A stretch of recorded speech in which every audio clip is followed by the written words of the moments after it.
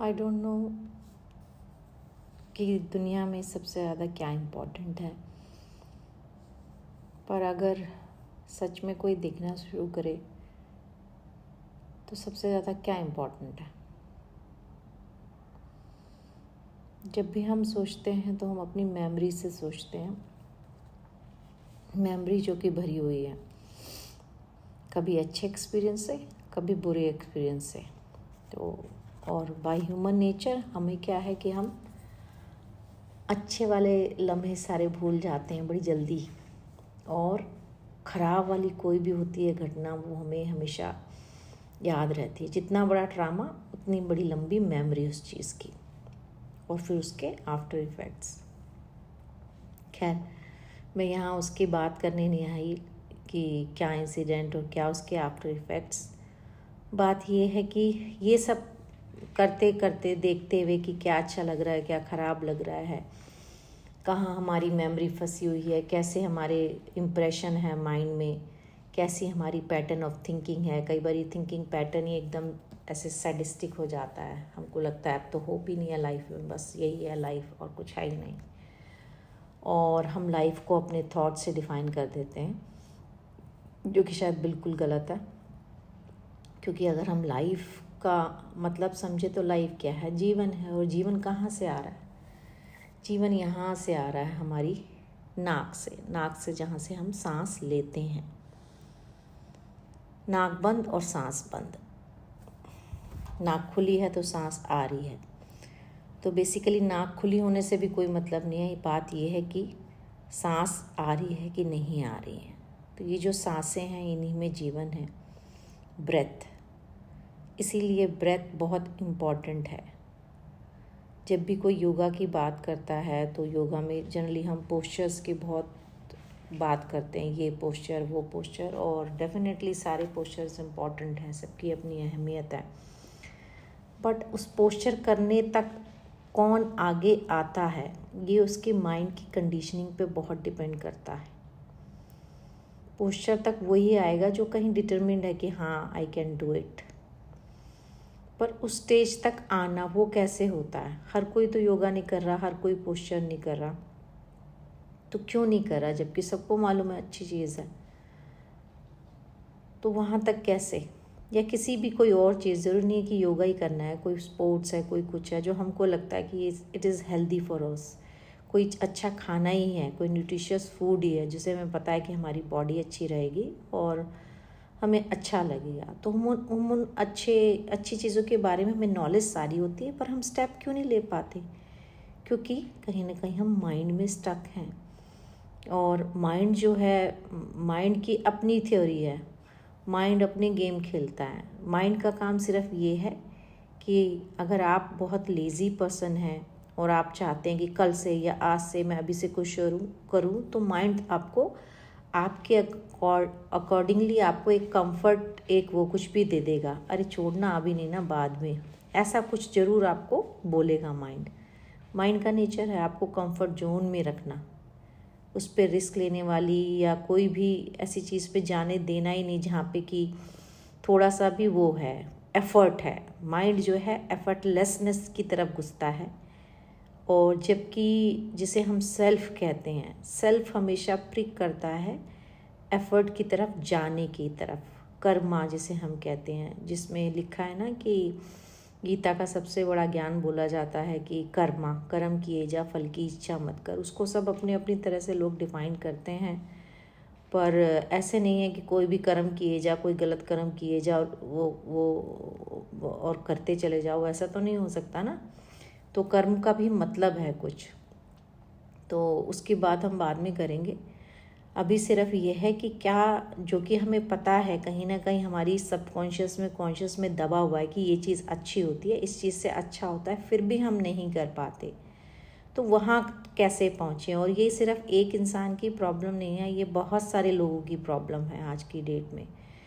और क्या है कि सब एक हर्ड में हम चले जा रहे हैं, दुनिया एक हर्ड में चली जा रही है। स्कूलिंग है, कॉलेज है, जॉब है, शादी है, बच्चे हैं, और सबका कंफर्ट जोन बना हुआ है कि बस इसी बॉक्स में चलते चले जाओ और यही ज़िंदगी है। इससे बाहर निकले तो माइंड को डिस्कम्फर्ट होता है, जबकि असल में देखो तो ज़िंदगी बहुत अच्छी नहीं जा रही है सबकी, प्रॉब्लम में सभी हैं, लेकिन सबको ज़्यादा सबसे ज़्यादा स्केरी क्या लगता है? उस बॉक्स को तोड़ना, जो एक चली आ रही रूटीन है, एक चली आ रही संस्कृति है, एक चली आ रही वो है कि अरे मैं ऐसे कैसे सोच सकता हूँ, ये तो बिल्कुल आउट ऑफ द वो है, रूल में है ही नहीं, रूल बुक में है ही नहीं।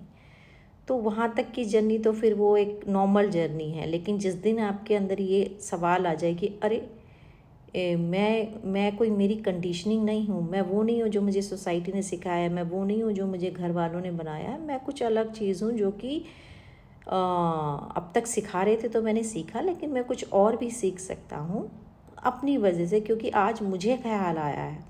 और ये भी हो सकता है कि आपकी कंडीशनिंग आपसे टकराए और आपको अच्छा ना लगे जो कंडीशनिंग में आप रहे हो और जैसे आप बने हो, आपको लगे अपने सेल्फ से ही अच्छा ना लगे, कि आपको ये लगे कि भाई मैं तो कुछ और कर सकता था, कुछ और बन सकता था, लेकिन मेरे को तो ध्यान ही नहीं आया।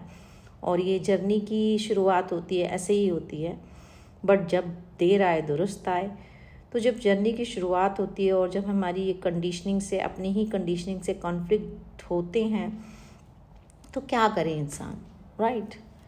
तो सबसे पहले क्या होता है कि उसका ध्यान ऐसे होता है ना कि जैसे अनियन की एक वो लेयर पे लेयर हम उतार रहे हैं, तो वो लेयर पे लेयर उतरती है, हम देखते हैं कि हमें क्या, मतलब क्या चाह रहे हैं, हम क्या चाह रहे हैं। तो 1 मिनट में तो पता नहीं चलता क्या चाह रहे हैं, क्योंकि बहुत सारी ख्वाहिशें होती हैं ना, एक ख्वाहिश तो नहीं होती, और कई पूरी होती हैं, कई नहीं पूरी होती। कभी किसी को लगता है अरे मेरी तो एज ही निकल गई, अब क्या करूँगा मैं, क्या करूँगी मैं, वगैरह वगैरह। बट यही होता है कि देर आए दुरुस्त आए, जहाँ से भी हो, जिस टाइम, वहीं से शुरू करो।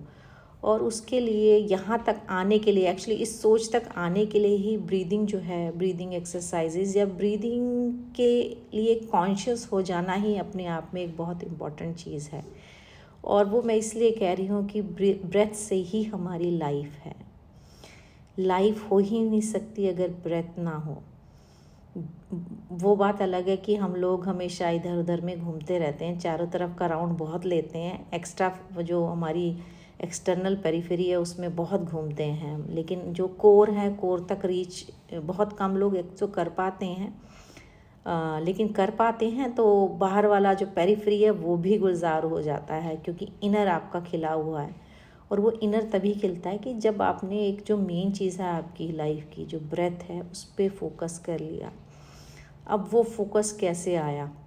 वो फोकस तभी आएगा जब आप सोच रहे थे, उधेड़-बुन में लगे थे, मैं क्या चाह रहा हूँ, क्या चाह रहा हूँ, क्या मुझे अच्छा लगता है। और आप स्टेप बाय स्टेप छोटी छोटी चीज़ें, कोई कपड़ा पहनना आपको अच्छा लगता है, कोई चप्पल आपको लगती है, कहीं अच्छा जाना अच्छा लगता है, किसी से बात करना अच्छा लगता है, तो आप उसके लिए टाइम निकाल रहे हैं जो आपको अच्छा लगता है। अब तक आपने टाइम निकाला था जो लोगों को अच्छा लगता था, या जो लोग कह रहे थे, जो घर वाले कह रहे थे, या बाहर से आपको सोसाइटी से रिक्वायर्ड है करना, तो आप सबको खुश कर रहे थे, अनजाने में ही कर रहे थे। लेकिन आज आप अपने लिए कर रहे हैं, तो ये बड़ी एक्चुअली वल्नरेबल सी स्टेज होती है, क्योंकि आपकी खुद से ही खुद की लड़ाई हो गई कि आपको ये तो पता चल गया कि मैं ये चाहता हूँ, पर दुनिया की वजह से या इसकी वजह से नहीं कर पा रहा हूँ।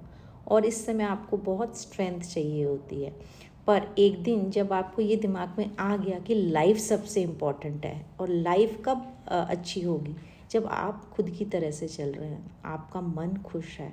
अभी तक तो आप अनअवेयरनेस में चल रहे थे, आपको लाइफ का पता ही नहीं था कि हाँ ये सांसें कितनी इंपॉर्टेंट है। जिस दिन ये पता लगा सांसें इंपॉर्टेंट है, उसी दिन लाइफ इंपॉर्टेंट हो जाती है, और उसी दिन उसकी जो जर्नी है वो इम्पॉर्टेंट हो जाती है।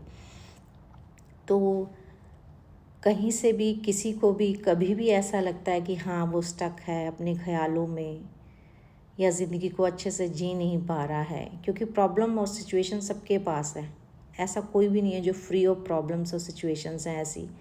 बट उसके होते होते आप अपनी एक राह निकाल लो कि यार जैसी भी सिचुएशन है, मैं तो गार्डन में ही बैठा हूँ, मेरे को कोई टच नहीं कर सकता।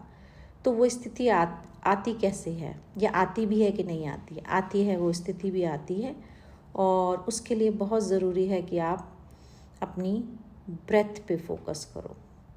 और जब आप फोकस करने लगते हो, सिंपल ब्रीदिंग पे भी फोकस करते हो, तो आपको लगता है कि जब आप ऐसे आपको बोले कोई कि कुछ मत सोचो, तो सडनली ऐसे बोलते ही आप सांस रोक लेते हो।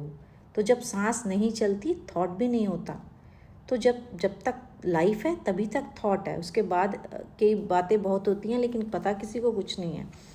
तो अगर जिस जिस जिस इंसान ने अपनी ब्रेथ को फोकस कर लिया और उसने टेक्निक्स करी, तो लाइफ में इतना खुद ब खुद बदलाव आता है कि वो इंसान खुद बताएगा कि क्या हो रहा है।